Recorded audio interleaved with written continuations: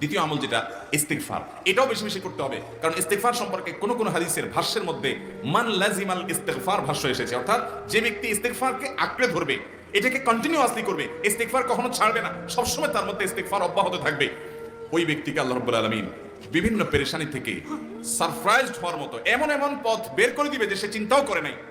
তার পেরেশানি থেকে মুক্তির পথ আল্লাহ তাআলা দেখাই দিবেন। ইস্তিগফার কিভাবে করবেন ভাই?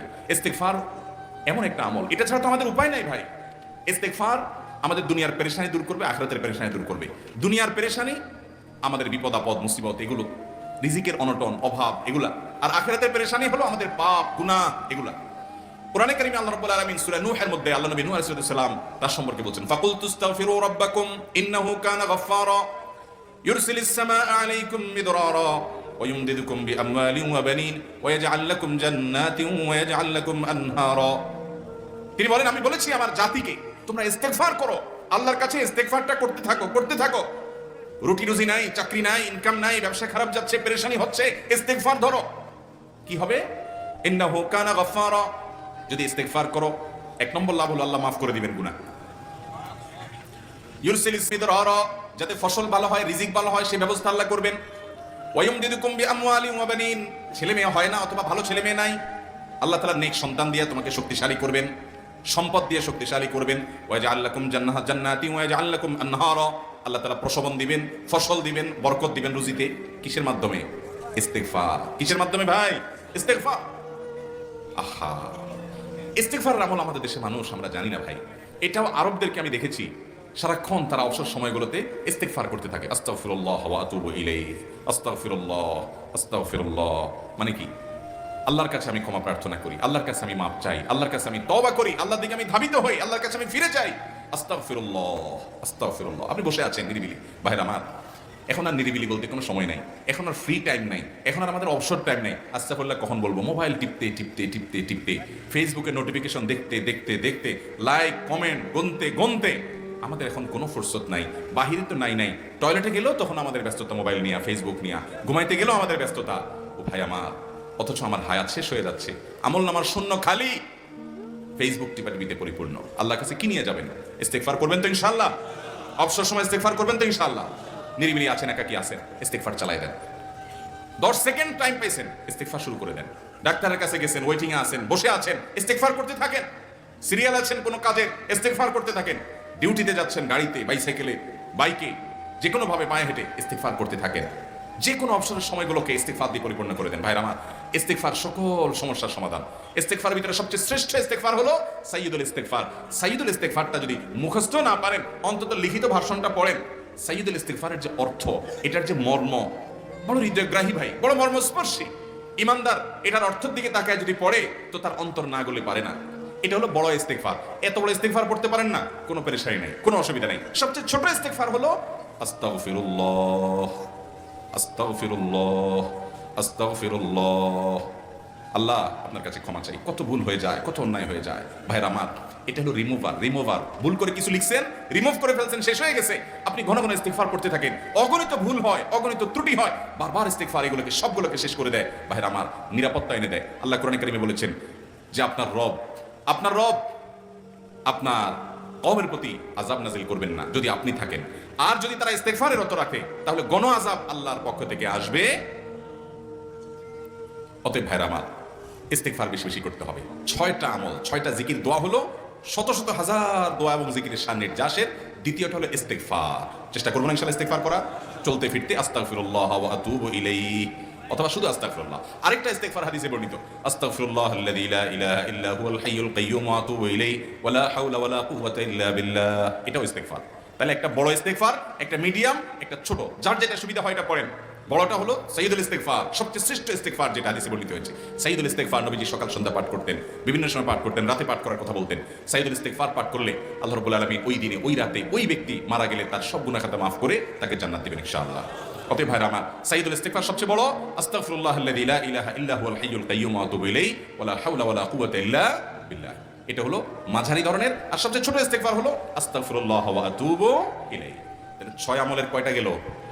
2টা। প্রথমটা হলো দুরূদ, আর দ্বিতীয়টা হলো ইস্তিগফার। নাম্বার 3, এটা আমাদের বেশিরভাগ মানুষ জীবনে হয়তো শুনেনও নাই। অনেকে হয়তো শুনছেন, আমল করা হয় না। খুব সীমিত সংখ্যক আল্লাহর বান্দার আমলের তৌফিক হয়, সেটা হলো ইয়া যাল জালালি ওয়াল ইকরাম। এটা একটা জিকির, আল্লাহ তাআলাকে ডাকা, আহ্বান করা, এটাই জিকির। ইয়া যাল জালালি ওয়াল ইকরাম। নবী করিম সাল্লাল্লাহু আলাইহি ওয়াসাল্লাম বলেছেন, আলিজু বিয়া যাল জালালি ওয়াল ইকরাম। তোমরা ইয়া যাল জালালি ওয়াল ইকরাম এটাকে আঁকড়ে ধরো, এটাকে নিয়মিত করো, বেশি বেশি করে বলতে থাকো এটাকে সব সময় এটাকে মুদাওয়ামাতের সাথে কন্টিনিউয়াসলি এটা বলতে থাকো, ইয়া যাল জালালি ওয়াল ইকরাম। অনেক উলামায়ে কেরাম, মুহাদ্দিসিন ইকরাম ইয়া যাল জালালি ওয়াল ইকরাম কেন নবীজি এত বেশি বলতে বলেছেন, এটার মাধ্যমে আমাদের লাভটা কি, এর ব্যাখ্যা করতে গিয়ে বলেছেন, ইয়া যাল জালাল মানে হলো হে মহান মহান বড়ত্বের অধিকারী, হে জালালের অধিকারী, হে জালাল, ওয়াল ইকরাম হে দানশীল। তাহলে প্রথম বাক্যে আল্লাহর বড়ত্বের কথা স্বীকৃতি দিয়ে প্রশংসা করা হয়, আর দ্বিতীয় বাক্যে হে দানশীল বলে আল্লাহ তাআলার কাছ থেকে চাওয়া হয় যে আপনি যেহেতু দানশীল এবং আপনি যদি মহান, অতএব আপনি আমাকে দান করেন। এটা ডাকলেই, আল্লাহকে এই বলে ডাকলেই চাওয়া হয়ে যায়। এই জন্য বেশি বেশি করে ইয়া যাল জালালি ওয়াল ইকরাম পড়তে হবে। অনেকে হয়তো নতুন শুনেছেন, আজকে থেকে শুরু করে দিবেন ইয়া যাল জালালি, সকাল বিকাল। মনে থাকে না তো লিখে লিখে ওয়ালে টাঙায় দেন, বাসা বাড়িতে এমন জায়গায় লিখে রাখেন তাকাইলেই নজরে পড়ে, কারণ মোবাইলে আমাদেরকে সবকিছু ভুলাই দেয়, দুনিয়ার ব্যস্ততা সব ভুলাই দেয়। এই জন্য বেশি বেশি ইয়া যাল জালালি ওয়াল ইকরাম পড়বো। 3টা হয়ে গেল। নাম্বার 4 নম্বর যে দোয়া এবং জিকির করতে নবী করিম সাল্লাল্লাহু আলাইহি সাল্লাম সব সময় আমাদেরকে উৎসাহ দিয়েছেন, অনুপ্রেরণা দিয়েছেন। এবং ইবনে সাদি রাহিমাহুল্লাহ তিনি 6টা নির্যাস দোয়া এবং জিকির যে বলেছেন, তার 4 নম্বর হলো লা হাওলা ওয়ালা কুওয়াতা ইল্লা বিল্লাহ। লা হাওলা ওয়ালা কুওয়াতা ইল্লা বিল্লাহ। লা হাওলা ওয়ালা কুওয়াতা ইল্লা বিল্লাহ, এটা হলো সারেন্ডার করা, আল্লাহর কাছে সারেন্ডার করা, আত্মসমর্পণ করা। মানে আল্লাহ ছাড়া কোনো ভালো কাজ করার ক্ষমতা কারণ নাই, করার তৌফিক দেওয়ার ক্ষমতা কারণ নাই, আর পাপ থেকে বাঁচানোরও ক্ষমতা কারণ নাই। এই জন্য আমি কেমন যেন আল্লাহর কাছে সারেন্ডার করছেন, লা হাওলা ওয়ালা কুওয়াতা ইল্লা বিল্লাহ। কোনো অবস্থা, কোনো সামর্থ্য এগুলো কারোর কাছে নাই, শুধুমাত্র কার কাছে আছে? আল্লাহর কাছে আছে। এই অর্থ বুঝে আপনি লা হাওলা ওয়ালা কুওয়াতা ইল্লা বিল্লাহ বেশি বেশি পাঠ করবেন। নবী করিম সাল্লাল্লাহু আলাইহি ওয়াসাল্লাম বলেছেন, তোমাদেরকে কি আমি জান্নাতের একটা ভান্ডারের খবর দিব, যেটা জান্নাতের ভান্ডার, সওয়াব টব না, সাধারণ অল্প স্বল্প সওয়াব না, পুরো জান্নাতের ভান্ডারের সন্ধান দিয়ে দিব। সাহাবায়ে কেরাম তো চাইতেনই সেটা। নবীজি সাল্লাল্লাহু আলাইহি ওয়াসাল্লাম তখন বলেছেন যে লা হাওলা ওয়ালা কুওয়াতা ইল্লা বিল্লাহ, এটা হলো কানজুম মিন কুনুজিল জান্নাহ, জান্নাতের ভান্ডার সমূহের মধ্যে থেকে একটা বড় ভান্ডার হলো লা হাওলা ওয়ালা কুওয়াতা ইল্লা বিল্লাহ। অতএব এই আমলটা বেশি বেশি করবেন। 4 নম্বর আমল হয়ে গেল। দুরুদের আমল 1, ইস্তিগফার আমল 2, ইয়া যাল জালালি ওয়াল ইকরাম 3, লা হাওলা ওয়ালা কুওয়াতা ইল্লা বিল্লাহ। কয়টা হলো? 4। 5 নম্বর আমল হলো দোয়া ইউনুস। দোয়া ইউনুস জানা আছে তো? লা ইলাহা ইল্লা আনতা সুবহানাকা ইন্নী কুনতু মিনাজ জালিমিন। ভাইরা আমার, অর্থের দিকে তাকায়া মাঝে মধ্যে মোবাইল টোবাইল সব ফালায় রেখে একটু আল্লাহর সাথে কথা বলবেন, আল্লাহর সাথে একটু কানেক্টেড হওয়ার চেষ্টা করবেন, আল্লাহর সাথে একটু সংযুক্ত হওয়ার চেষ্টা করবেন। ডিসকানেক্টেড তো পুরো লাইফটা কাটাই দিলেন, একটু কানেক্টেড হওয়ার চেষ্টা করেন।